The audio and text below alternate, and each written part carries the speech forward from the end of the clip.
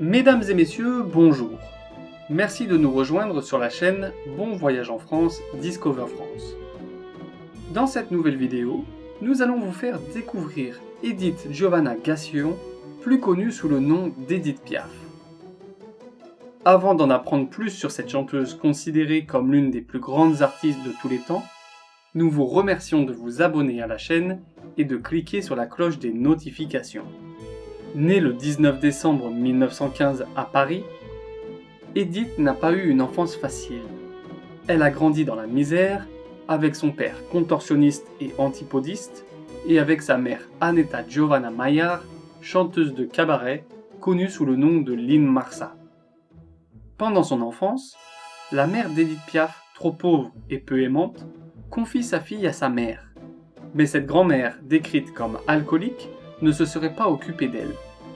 Après 1 an et demi passé avec elle, son père, en permission du front pendant la Première Guerre mondiale, la confia à sa grand-mère paternelle Louise.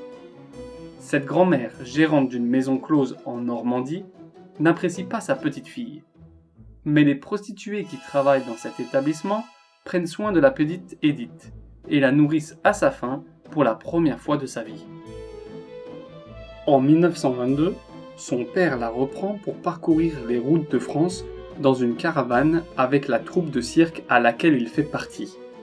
Peu scrupuleux, à 9 ans, Edith Piaf est exploitée par son père qui la fait chanter dans la rue grâce à sa voix exceptionnelle.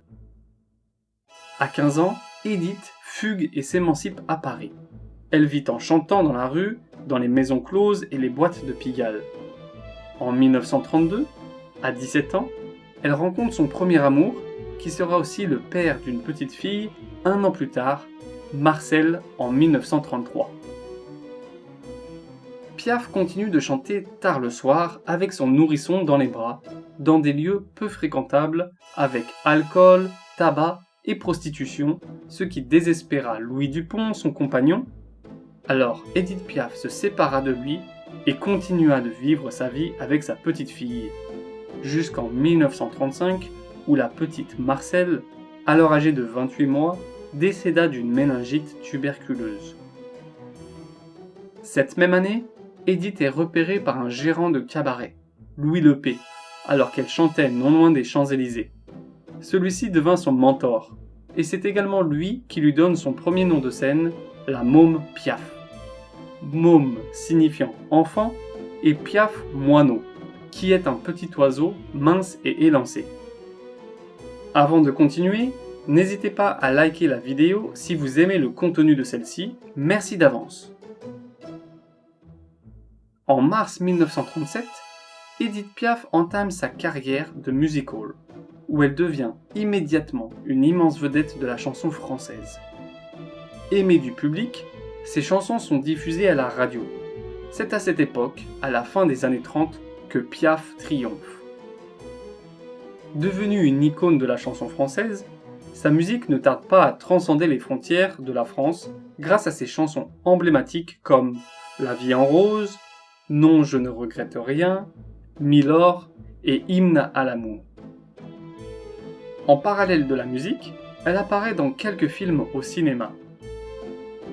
Pendant sa carrière, Edith enchaîne les relations amoureuses. Elle se marie en 1952 avec Jack Pils, avec qui elle restera 4 ans, puis en 1962 avec Théo Sarapo. Mais elle a eu d'autres relations, dont une avec le boxeur Marcel Cerdan, qui mourra subitement dans un accident d'avion. Suite à cela, la môme se plonge dans l'alcool et la drogue. En 1951, elle a survécu à un accident de voiture grave, mais elle deviendra accro à la morphine suite à cela. Suite à toutes ces dérives, elle mourra le 10 octobre 1963 à 47 ans.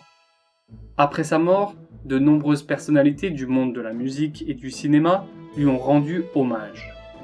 Des artistes comme Charles Aznavour et Dalida ont continué à célébrer son héritage en interprétant ses chansons. Un film autobiographique, La vie en rose, est absolument à voir pour se rendre compte à quel point elle a souffert dans sa vie. De nombreux artistes contemporains continuent de s'inspirer de son style musical, montrant à quel point elle reste une figure fascinante pour le grand public. Son histoire de succès, malgré ses débuts modestes, est devenue une source d'inspiration pour de nombreux artistes en herbe. Édith Piaf reste une figure emblématique de la chanson française, connue pour sa voix puissante et émotionnelle.